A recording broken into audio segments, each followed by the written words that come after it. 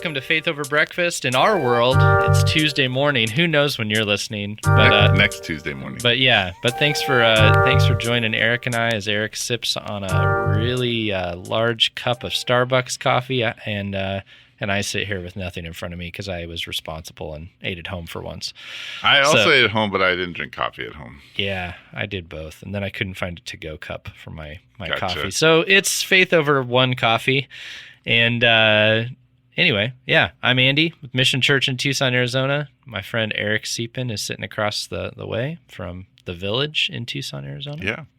And we have just concluded a discussion that we're excited for you to hear on it's marriage through the lens of the recent news about Josh Harris. And trust me, we're not beating up on him and trying to give you all the gory details. We're just reflecting on the journey of the purity movement, marriage, divorce, the way that you apply biblical promises and what you should expect from those.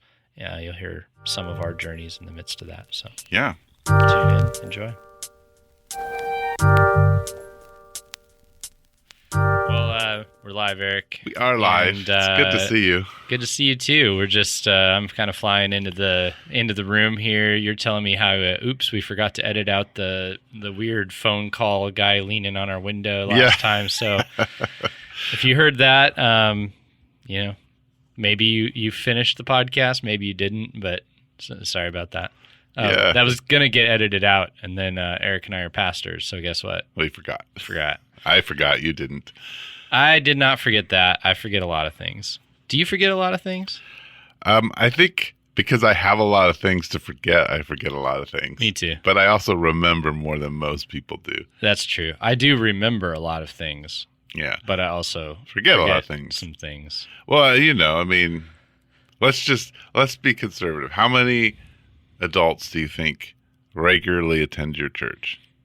Oh, I don't know. Just make an average guess. Not for 75. 75. Okay, so that's 75 stories that you probably have some idea of their life, kind of where they're at. Yeah. So that's 75 just there that you have to play with. Then how many people do you think you involve yourself with at work? 952. Right, there you go. So you have 952 plus 75 stories that you have to remember. Of course you're going to forget something. Yeah. You can barely remember your name probably when you wake up in the morning. That's my name? What is it? Who am I? Yeah. That happens. That's my theory, is the more people you know, just the less you can remember. Okay. That might be part of minute little details. Right. Where did I put my keys? Right. Do I have a third kid or not? Your keys are on the table. So is your phone. Oh, you're gonna yeah. Okay, I'll put my phone on the floor over here behind me so I don't step on it. There you go.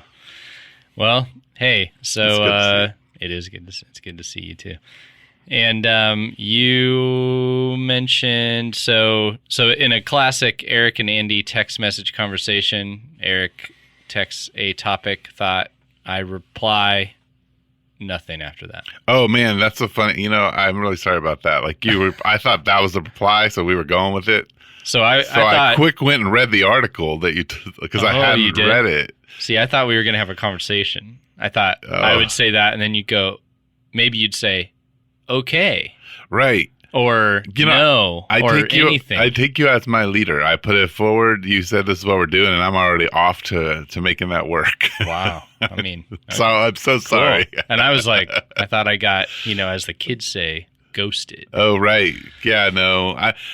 My kids, we went out as a family last night because this is the last week of summer, and yesterday was my day off. My son goes to school on Thursday, and they were just giving me the hardest time about texting, just really? You, because I don't see the point in texting back long answers to anybody.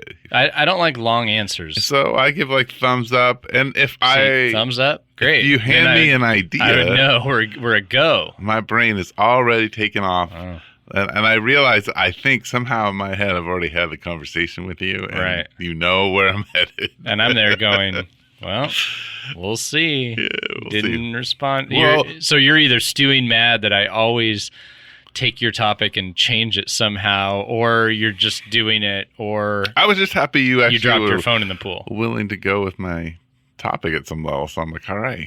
He gave us some more direction. That means a yes to this. All right. So Rod, our friend who was on the podcast with us last week, sent an article around to some friends that was titled something to do with the sexual prosperity gospel. Right. So that was interesting. I kind of had a clue where that was going to go, but I didn't know the backstory behind it, and that was that Joshua Harris, who was his first claim to fame was his book, I Kissed Dating Goodbye. Was that his first book? Yes, and the one that sold 1 million copies. And he sold a lot, and it basically had to do with this more biblical way of pursuing somebody. I can't remember if I read that book. I read some others in that genre. I banned it from my college ministry. Yeah. Meaning I said, I don't want to hear about it. I don't want you to talk to me about it. Good. That's because you were a more gospel-centered minister than I used to be. Well, I read a few chapters of it and was terrified. Yeah, right. Yeah, so I think I bought into some of that stuff, but it got shattered for me, which will be that might be part of the interesting conversation. But so can we maybe give the premise of the? That's where I was going to go. Right. Okay, go for it. So premise is he's now separated from his wife. So and from Christianity. And his second claim to fame was he became one of the early Sovereign Grace mega pastors in that world. And so for those people who don't know, it's this sort of a modern Reformed. It's a combination of Pentecostalism and the Reformed tradition. Painting on it. And so, he became an early leader there. So he had his kind of round one, which was the sexual purity stuff, and then round two is being a part of this new denomination that was really interesting. Big, pretty visible leader in that. The church world thing fell apart first. From the public perspective. Right. He dropped out of that. And then now the relationship has also, or they're separated. I don't know anything about I really don't want to get into what happened with Joshua Harris. I really don't care. That's it. I don't. It's not. I don't know this guy at all. Right, but he is an influencer. He is an influencer. Yeah, and the bigger point is maybe how we apply the moral code of God.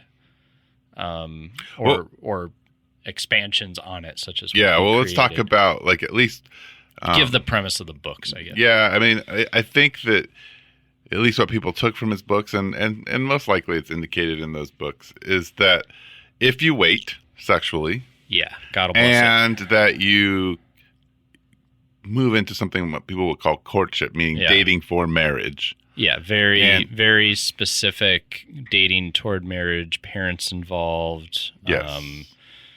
Mm-hmm. So all those things that sound kind of good, also then pointing towards if you do this, your marriage will last.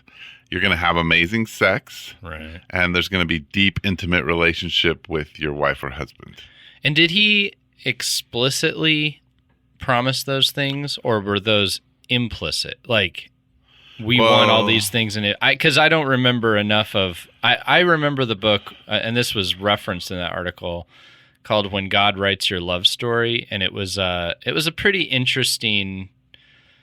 The couple that wrote that book had the guy was way older than the girl, and so it was inappropriate to date, but he waited and waited and waited and waited and waited, and then her parents blessed it, and then they got married. And you got the impression that that they were saying God, this was God's will for sure because it worked out. Right. And I don't know if they explicitly were hey, so if you do what we did, which I thought would be a creepy thing to tell people to do. Right. Hey, check out young girls at your church and wait 15 years for them. But those timelines are way off. But I think implicitly the promise was if you find God's will, then it's going to be awesome. And I read that book when I was younger. I don't remember how I got a hold of it. but I was kind of like, oh, cool. Like that's the ticket. I gotta find God's will, however you do that. So I became pretty obsessed with like finding a wife. Yes. Frankly. Yeah. Well, and I mean, there's some understanding to that when you're young. I mean, you're designed that way. Oh, sure. It's pretty. Yeah. It's not like it was just me and my friend group because I read that book. You're like, oh, I need a wife. Yeah. No. I mean, my other friends were either saying I need a wife or I need a girl. Right. Yeah. And there's this argument, I mean, in Christianity that it comes from something good, but is abused. Like, it's pretty clear that if you obey the way of God, that life is actually going to have a certain amount of blessing in it. Mm-hmm. Right?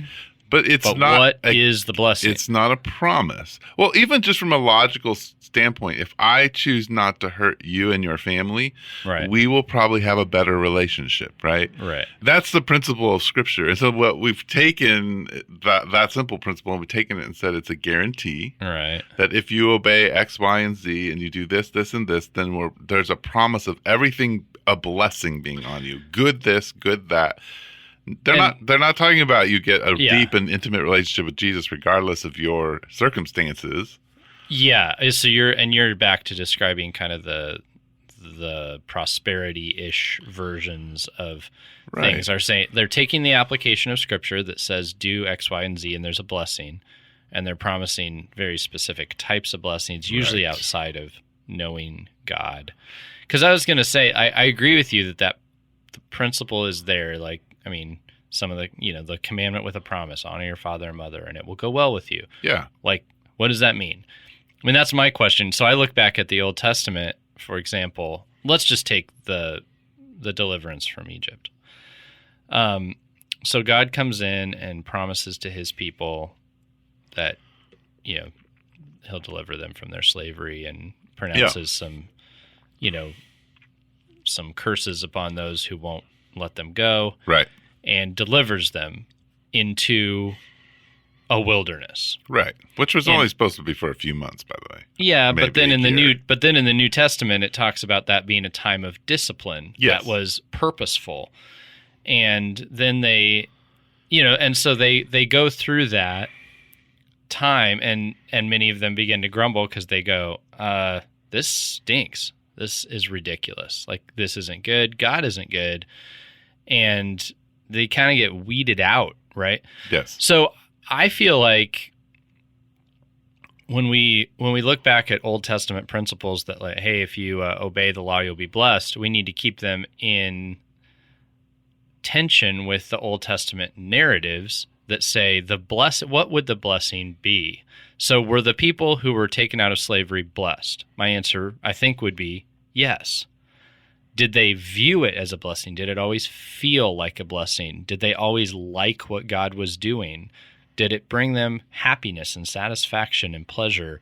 On the surface level, not always. Right. At a deeper level, it could have. Like they could have seen the goodness of God and said, look, if God delivered us out of that, he'll deliver us out of this, and my soul can be at rest. But it's really important how we distinguish those, like rest of the soul, enjoyment of the now, or even the thing that you were delivered out, like you're delivered out of singleness. Now you have marriage.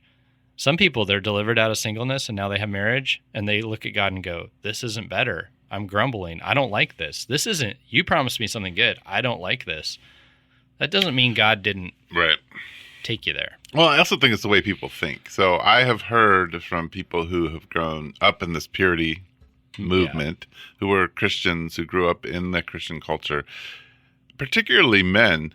And what they heard was, look, if you subdue this internal lust that you have, right, and that if you honor women in the perfect way or a careful way, and you don't look at pornography, and you control, we're going to say it on air, masturbation, all that kind of stuff, you control that, then when you get married, it's going to be awesome. Right.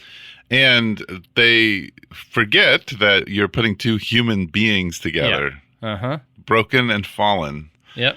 But there's this thing, the way we get kids, and we're trying to control them at some level, and we're trying to help them and protect them. We give them absolutes, and so there's a set of them, black and white, who say A plus B equals C. You promised this, I did it, and now I'm disappointed because it didn't turn out the way you said it was going to turn out.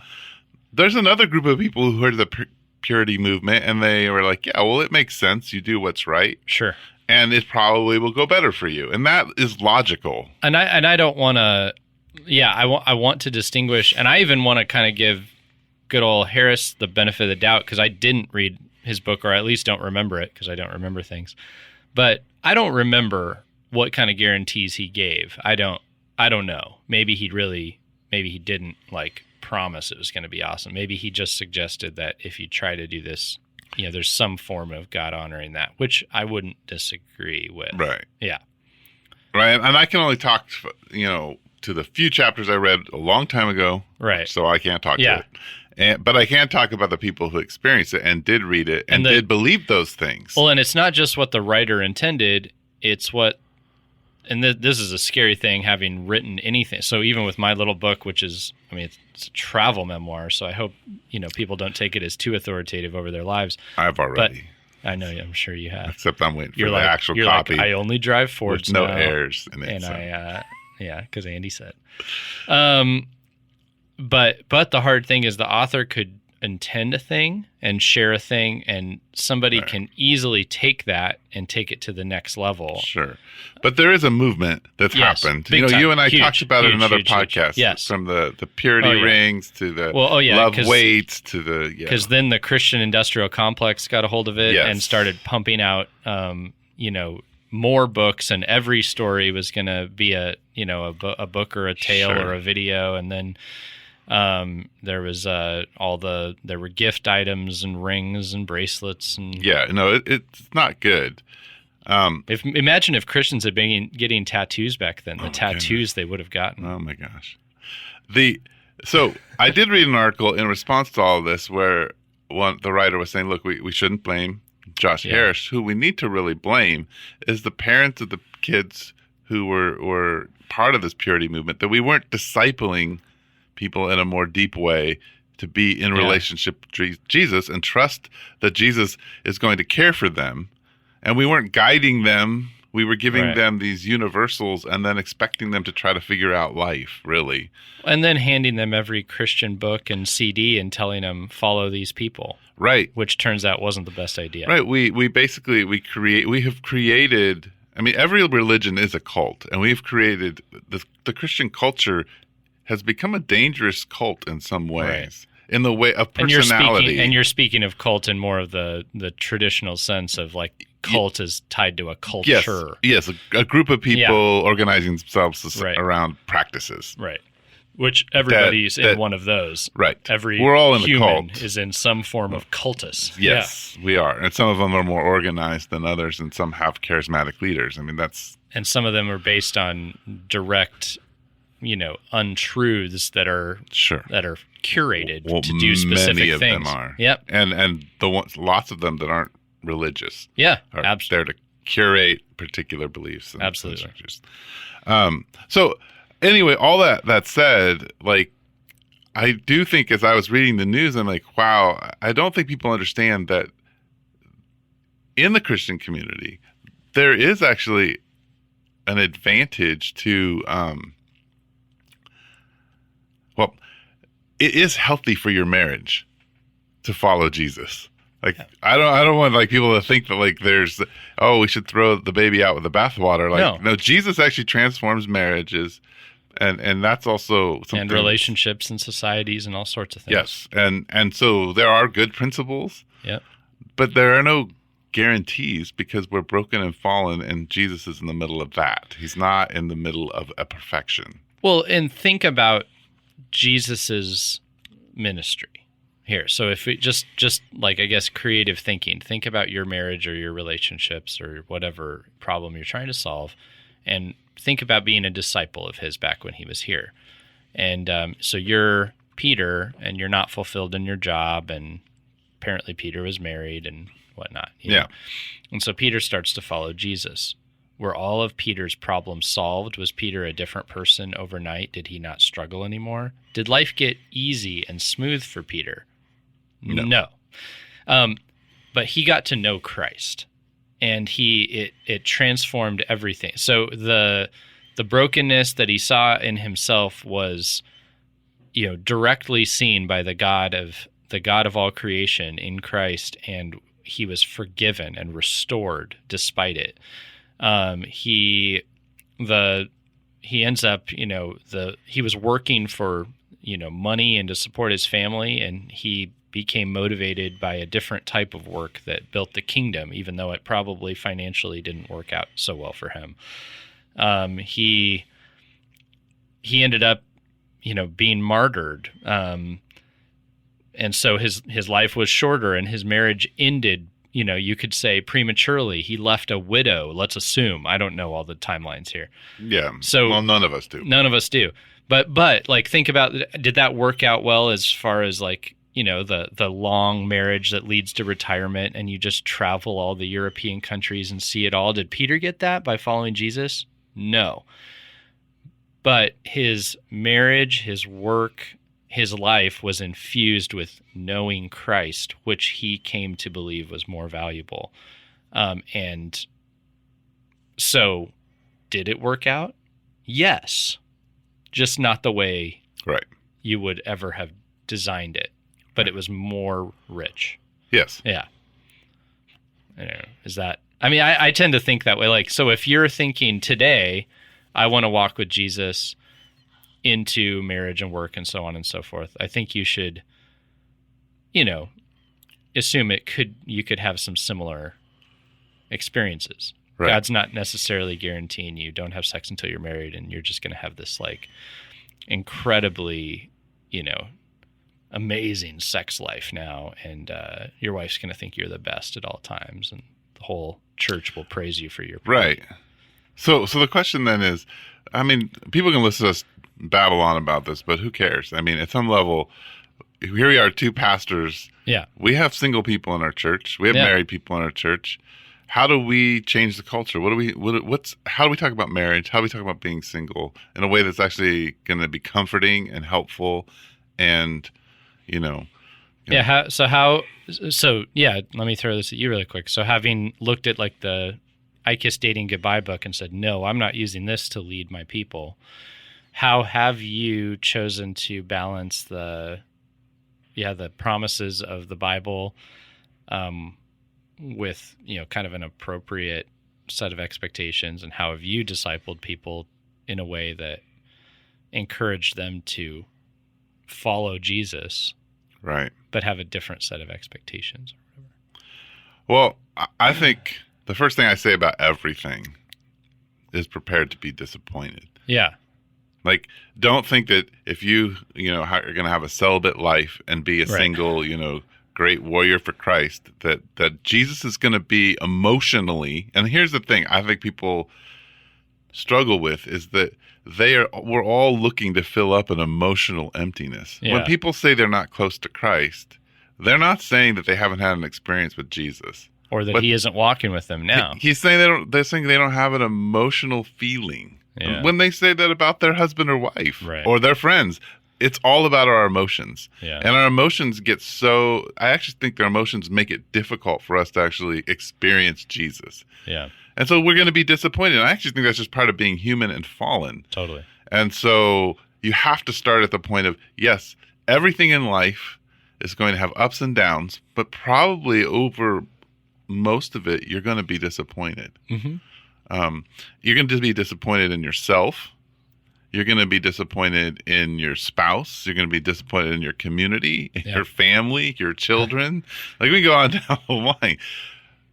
But then you have to be, okay, so then what is the center of things? And I think that's where we've been going through the Old Testament, but you find this all over the New Testament too.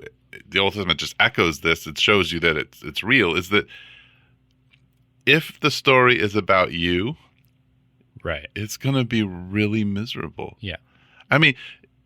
Even like I was preaching on Sunday, Cain and Abel. God says to Cain after they make their sacrifices and Cain doesn't, his isn't accepted. He's like, hey, Cain, if you do what's right, you'll be accepted. And I like the NASB says your countenance will be raised. And, because it says his countenance is down. Like, you'll be okay. But if you do what's wrong, then sin is at your door and it wants to take control of you. And you have to rule it. There is this element of like, this isn't your story, Cain. Like, filling up your emotional basket is not God's thing.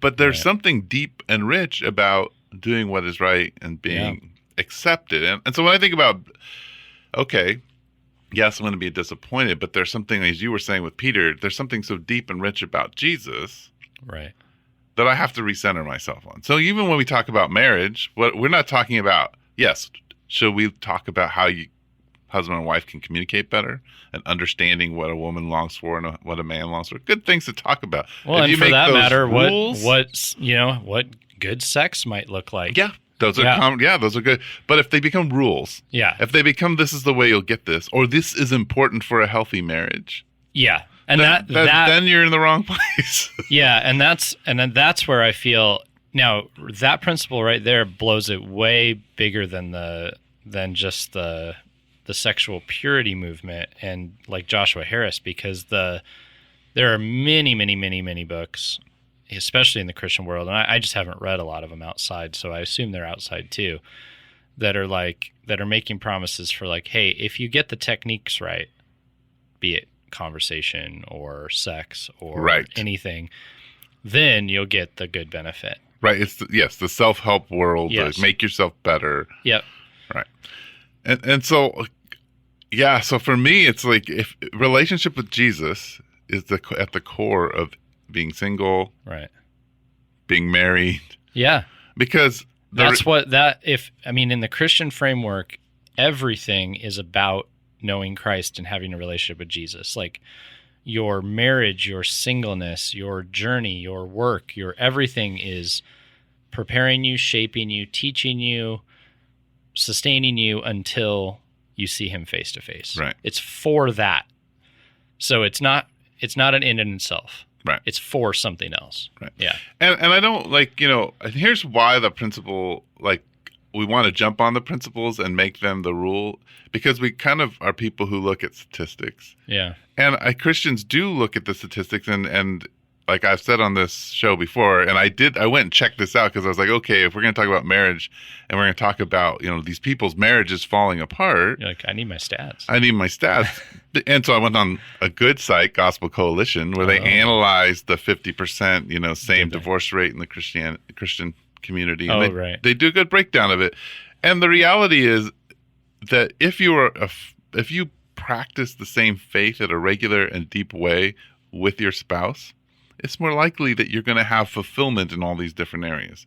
Because when you bring, and let's just say from a Christian perspective, when you bring Jesus into sexuality, right, the my pleasuring of my wife and vice versa is not about me. It becomes about Jesus and the commandment of love one another. Right. Like I'm bringing that into place when it comes to parenting, when it comes to being a single person within a community and honoring the women or men around me. It becomes about that. And that's hard. Yeah. Right? Because the emotion is loneliness. I mean, that's what we all feel. Yeah.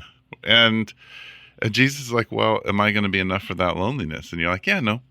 I mean, that's mostly our answer is to that. And so that's why, you and I have talked about going to church and attending church regularly. And especially when you have a community that is looking to focus you on Jesus.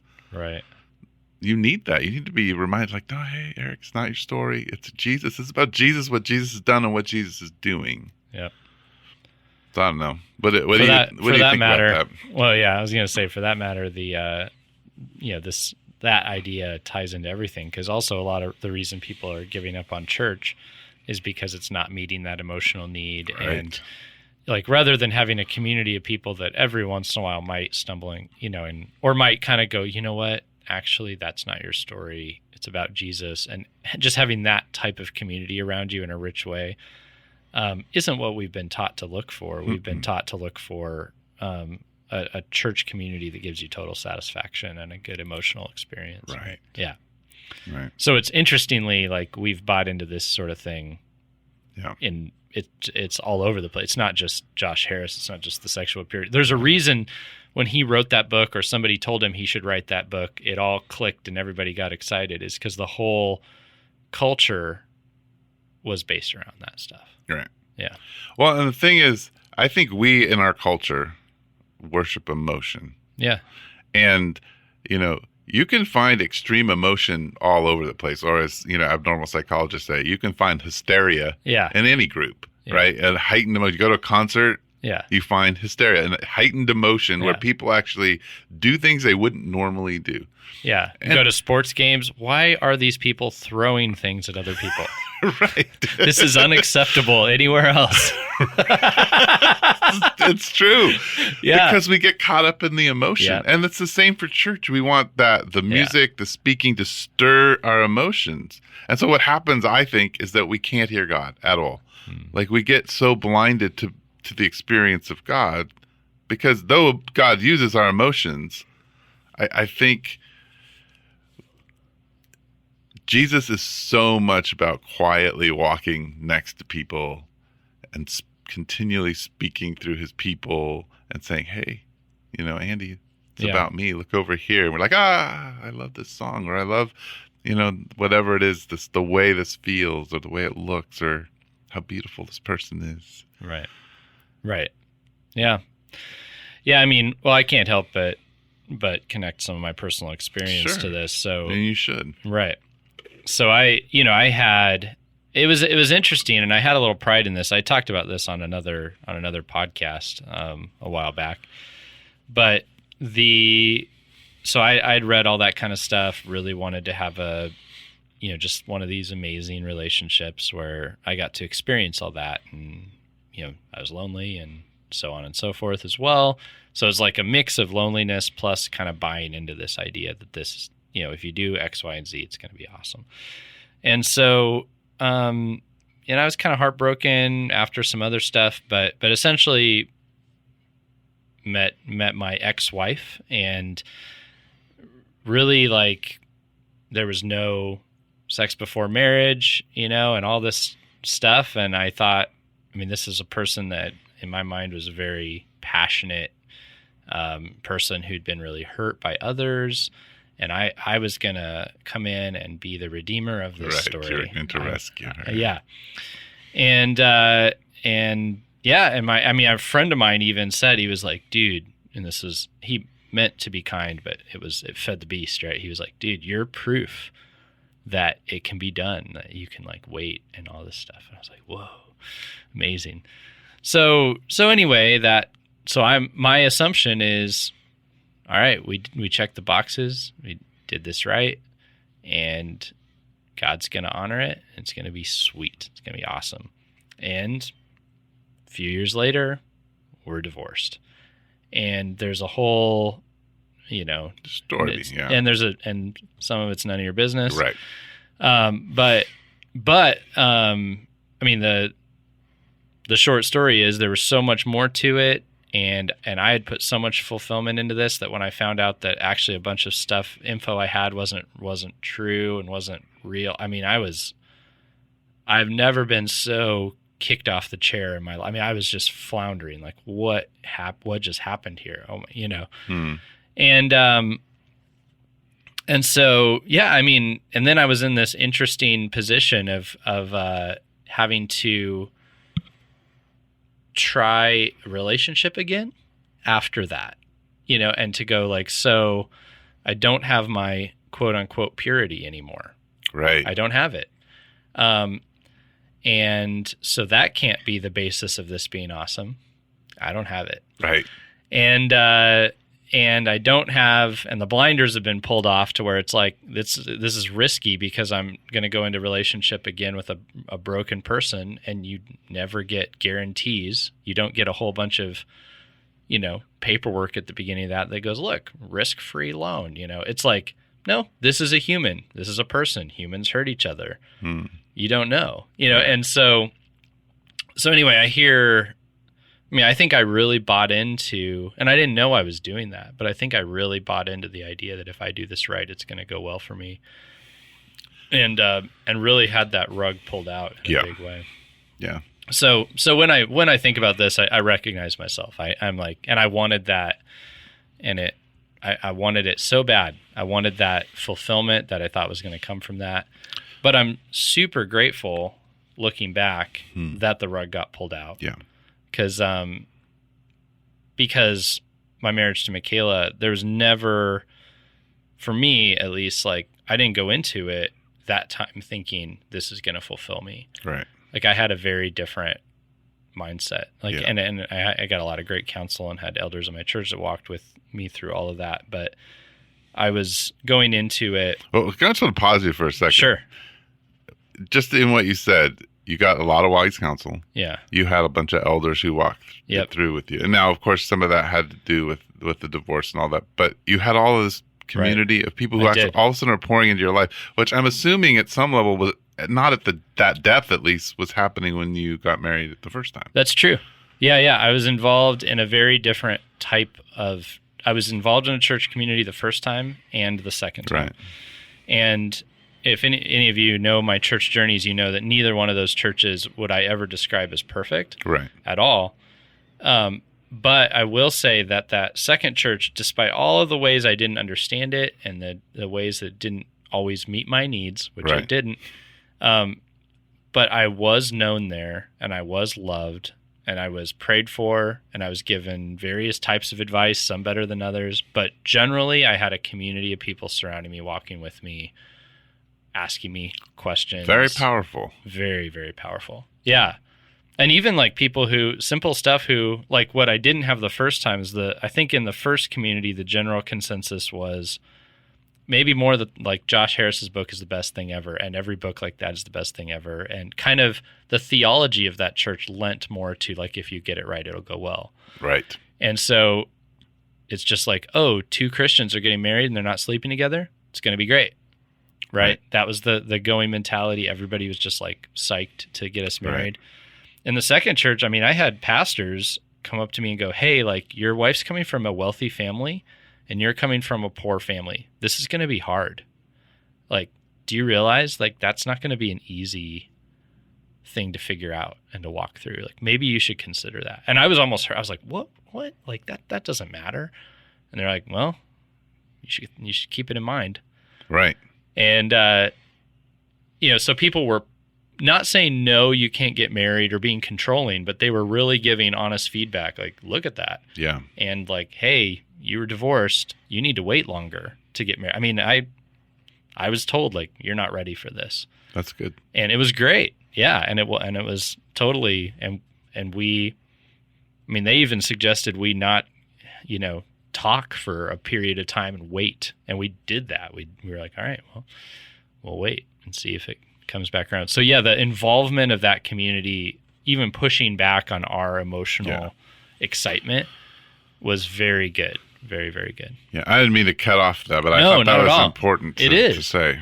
And that's a huge difference in my two experiences, and one I often don't connect. So you're good. You're right to do that because it wasn't just, there are a lot of elements that can be there because there could be a kid growing up in your church right now or something who's like 19, who's just like, even though he's never read Joshua Harris, he's just psyched to find a woman, right? Right. Like, you don't need Joshua Harris, his old book, to get you there. Right.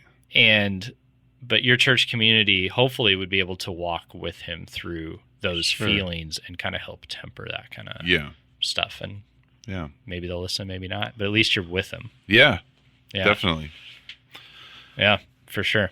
So anyway, when I hear you saying all this, I guess all I'm saying is not like I agree philosophically or I agree from a ministry standpoint. I agree from my experience that I've tried both, interestingly, and that's part of my story. Well, and even though I didn't read Josh Harris, and I was a little pre that when I was dating, right, and got married, that the purity movement was big in the late 80s. Yeah.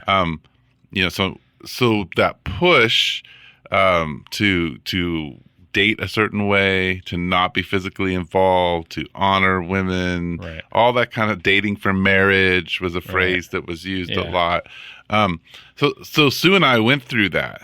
Yeah. And also the strong message was that if you were a man, you needed to be able to financially provide for your wife, and that didn't just mean like you were provide like you guys could have an apartment and a mattress on the floor. It was like you better be a career man with a house. Yes, and so all of a sudden you're waiting. So Sue and I dated for almost 6 years. I mean, we were engaged and dated for 6 years. It wasn't good. Yeah, I mean, because you were waiting till you were in good enough shape to get married. Yeah, and we should have gotten married in college, and it would have changed the way things happened.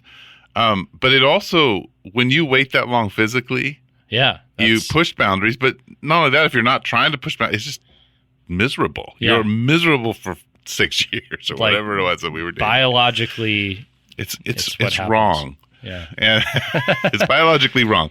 So this is why I tend to tell people, if they really think they're going to marry somebody, I tell them to short timeline it. Yeah, unless there's some major thing they're not. Well, I recommend short time it and get some intensive pre-marriage counseling with somebody who's not just going to hand you a test to take and then ask you a few questions based on the test. Yeah. My first marriage premarital was a set of questions and a conversation at Schlotsky's Deli.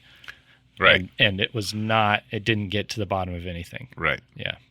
So like for us, when we got married, like we had that promise, we waited, we were careful for most part. Like we're going to have a great sex life and it's going to be amazing.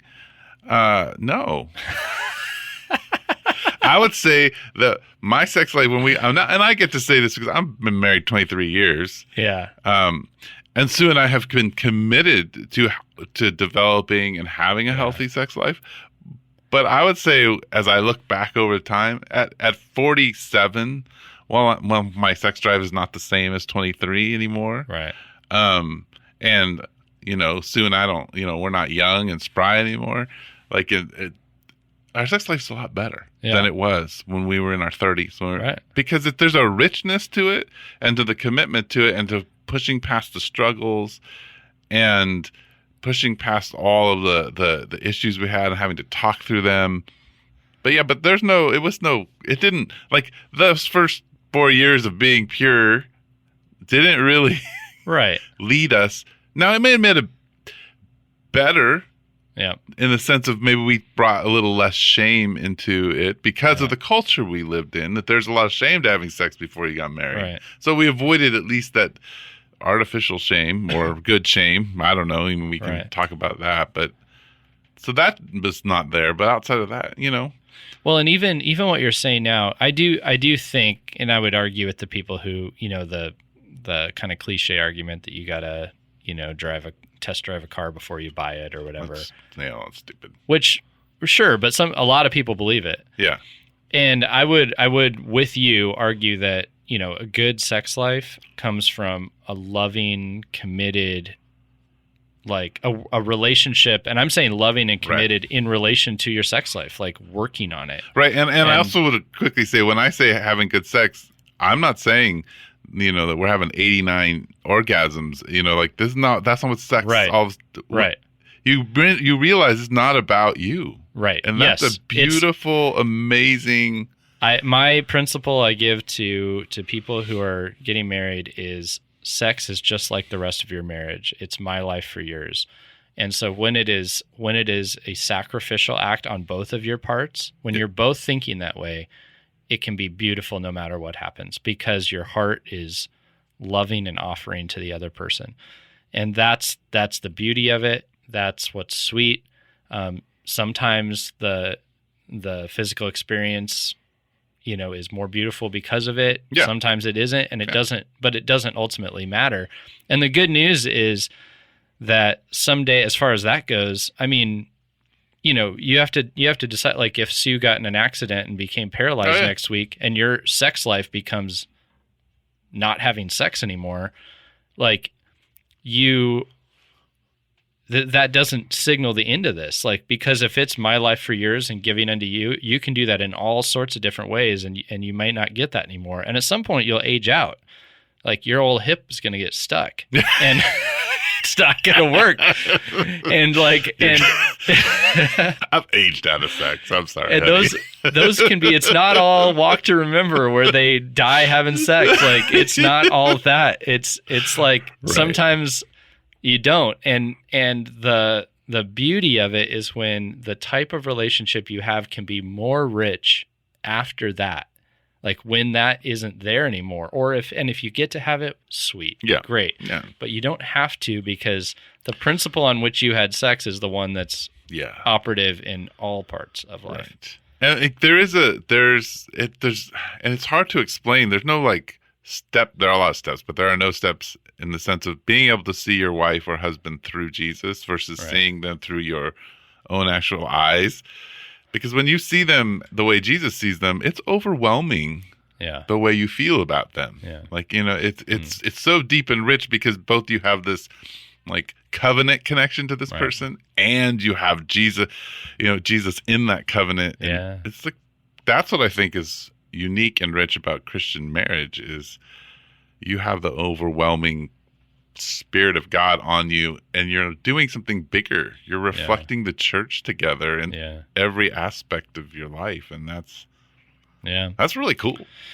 And so I wish people, I think in the trouble with the old era, and Josh Harris's book probably fed into this on whether he meant to or not, but was that sex was made to be like the pinnacle thing, sort of like it was like you do this and this and this right, and you get this right. What ended up happening in my life is because that got torn out from under me, and I didn't have my purity badge anymore and stuff like that.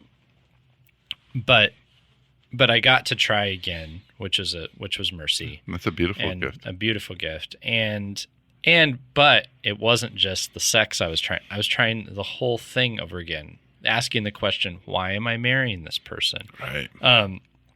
What do I think the point of this marriage is? And because I was approaching all of that differently, it has not been smooth and easy, but it's been rich. It's been very different because the purpose of it has been very different. Yeah. So. No, I totally agree. One of the things when I was thinking, coming over here, I was thinking about marriage. Yeah. And the counseling that I do.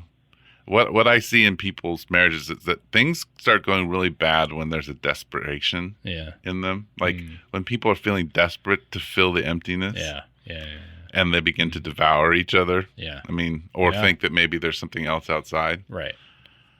When there's hope that Jesus can restore, that even in the worst parts of marriage, you can walk through it. Yeah. If both are like, I really hate you, but I love Jesus. And so I'm with you. Yeah. Yeah. Then there's hope and hope that there's transformation. But if it's desperation, it's over. Like if you're acting out of pure desperation, like a wild animal. Yeah.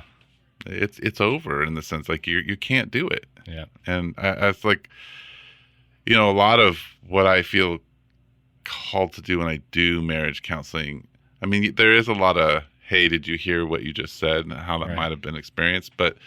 And working through a lot of other issues. But a lot of times it's like, you know what? How do we move to Jesus? Like let's talk about Jesus, because Jesus is going to be the thing that's going to work this out, not our skilled way of learning how to communicate or listen or be, you know, be heard or not be triggered or whatever else. Right. You know, and yeah, there are a lot of demands that we develop within these relationships. But anyway, I did want to say one thing about Joshua Harris's article before we leave, because part of the article talks about how he's not just kind of given up on his purity thing, but sees what he's done as both an attack on women and also an attack on the LGBTQYZF, whatever, you know, and because he sees it, I think, kind of as what do you call it, a misogynistic move, like and so he's repented of all of that, it seems. Okay.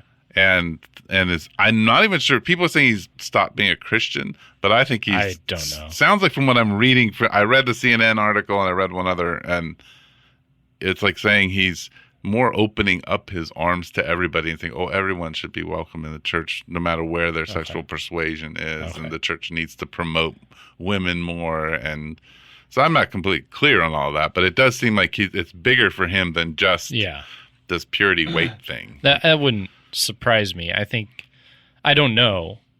I'm just... Yeah, it would be pure speculation. Yeah. No but idea. It's interesting to me because he's an influencer, and I think, wow, like the swing, when you're an influencer and you're one kind of influencer and you swing all the way to the other side, people are going to grab onto your feet and swing with you. And that's dangerous because they're not going through the same thought process you are. Yeah. They're going to skip the thought process and move from here to there. Well, they followed you one way, they'll follow you the other. And this gets back to the conversation we had with Ray about like doing the same things, and that now there's a conversion to something else, and now there's the new ethic of we're going to do it this way actually, and it's going to be inclusive now, and it's going to be this and it's going to be that. Right. Interestingly, it can be no less nuanced, and it can end up having making the same big promises of everything's going to be fine and good that may not pan out. That's what I would worry about, is that people would go, Josh Harris now found the new best thing, and everybody runs over there, and it turns out the LGBT movement doesn't have all the answers either, and there's disappointment in that community too, and there is. And you know, the thing that bugs me, because I listen to a lot of these influencers from people, I'm gonna throw his name in, like Jordan Peterson or Josh Harris, and people ask them about their more extreme positions. Right. Sorry. It's on the floor. The phone on the floor doesn't help when it's on when the sound is on. But what they say is when they come out with their extreme position, they say, "Oh, a bunch of people called me." And they said, "Oh, I struggle with this," and this is a proof that this is a good thing. From Jordan Peterson, who I enjoy and Rob agree Bell, with, and to all Rob the people Bell. all the ones that have been the big names. Right. So if I ever get big or you ever get big, in the sense of a lot of people want to follow what we're saying all over the world, please don't say when you come out with a different opinion. And a lot of people called me and said, "I have the same problem." Well, and a lot of those folks too, like, tend to not really define in hard terms what the new position is, even though there's a subscription to it. And then the proof for it is that a lot of people were looking for this. Well, in Joshua Harris's case, back when he wrote "I Kiss Dating Goodbye," a lot of people were looking for that. Right. Everybody wanted to know, how do I ensure that I have a really great marriage, because Focus on the Family is telling me I have to, and all the churches are saying that I have to be a good man and I have to do this right, and I don't know how to do this right. So he gave people what they wanted. So giving people what they want, which is why that book deal was a book deal and why it all went so big and why it sold 1 million copies, that's not the right question. Right. And so I guess the end, though, because I think one of the things we're talking about, and you don't like this either, I don't think, is that our culture in general, but our subculture as Christians, we create celebrities. Right. And then we don't do what it says in Scripture in Acts, that when the Bereans heard Paul, they went back and they made sure that what Paul was saying was actually good. Right. It's good to listen to people, and God gives people charisma and wisdom, but don't take what they say verbatim. Right. Go check it. Make sure that the Spirit affirms it in your heart as you read Scripture, and that you can find others who you trust who can say, okay, yeah, that makes sense, or no, that doesn't, and you can have that dialogue. Don't just jump on a bandwagon, or, just because somebody's words have transformed your life, that doesn't mean they have all the answers to everything. Right, which with a movement like the purity movement falling apart, that should be a big warning sign to us that just because something's a big movement and a lot of people are doing it, and it seems to meet the emotional needs that I have, doesn't mean you should do it. Right. Well, that was quite the podcast. Thanks for hanging out, Eric. That was interesting. So, good topic. Good topic. You're the man. All right, you should open it up because I usually open.